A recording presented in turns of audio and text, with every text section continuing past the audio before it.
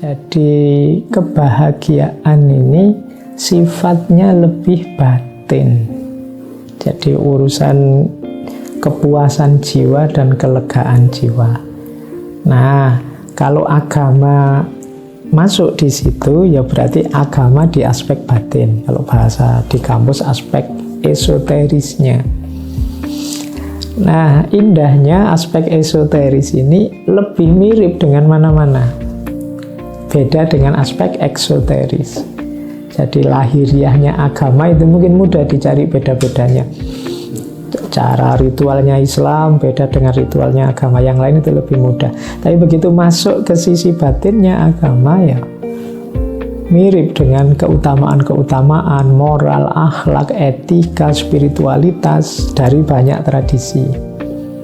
Maka seperti saya bilang tadi di pertanyaan-pertanyaan awal ya, jadi baik yang ditawarkan para filosof muslim yang mengenal Al-Quran, mengambil beberapa dalil dari agama seperti Imam Ghazali, maupun dari para filosof Yunani, termasuk para filosof Stoik, itu ada persinggungannya dan menurut saya mirip-mirip saja.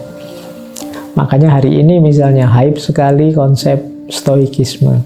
Itu bisa kita cek, konsep Stoikisme itu padanannya ada dalam ajaran-ajaran agama. Jadi di kita sudah ada juga. Jadi misalnya Pak, saya tidak paham Stoik, saya Al-Quran saja, oke, tidak masalah. Jadi masuk kok untuk bisa. Misalnya Stoik menawarkan penerimaan terhadap apapun situasi hidup. Agama sejak lama punya ridho, punya syukur, punya tumak nina dan lain sebagainya. Jadi disebut keistimewaan, ya di situ keistimewaannya karena saling bertaut, saling bersinggungan. Makanya kalau di Ki Ageng Suroyo Mentaram yang Jawa itu kan pakai istilah-istilah Jawa, sementara yang Al-Farabi, Imam Ghazali pakai istilah-istilah agama, istilah Arab, sementara yang Plato pakai istilah-istilah Yunani. Tapi ketika diselami rasanya kok mirip, sama ya. Jadi batinnya kebahagiaan itu ya sisi batinnya manusia, sehingga tradisi-tradisi pemikiran termasuk tradisi religius itu isinya mirip-mirip saja tentang itu. Ya istimewanya agama, dia dituntun langsung, ya bagi pengikutnya itu diyakini dituntun langsung oleh Allah, tidak melalui perenungan mandiri. Sementara kalau para filosof itu kan merenung sendiri secara mandiri. Di sini sebenarnya di beberapa filosof tertentu fenomena seperti ini dipakai untuk membuktikan bahwa sebenarnya filsafat itu tidak bertentangan dengan agama. Karena nilai-nilai yang dibawa ternyata ya sama dengan nilai-nilai yang dibawa oleh agama. Di situ sebenarnya semuanya bertaut. Nanti kalau buku filsafat kebahagiaan itu dibaca, ya rasanya nyambung-nyambung saja.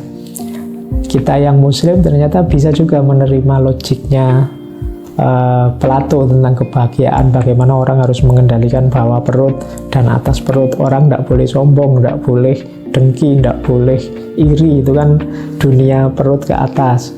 Orang juga tidak boleh mengumbar seksualitas, hidup hanya ingin nyari makan saja. Nah ini kan dunia perut ke bawah, dan itu dalam agama juga dituntunkan, diajarkan itu.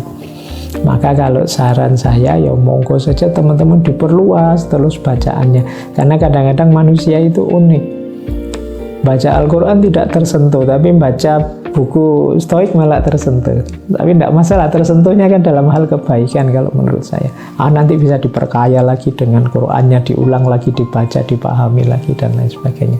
Disitulah nanti kalau bahasa saya orang itu ilmunya tambah luas, senjatanya tambah banyak. Karena dalam hidup ini kita butuh banyak senjata, banyak wawasan untuk menyelesaikan masalah-masalah kita, termasuk dalam rangka mencari kebahagiaan tadi.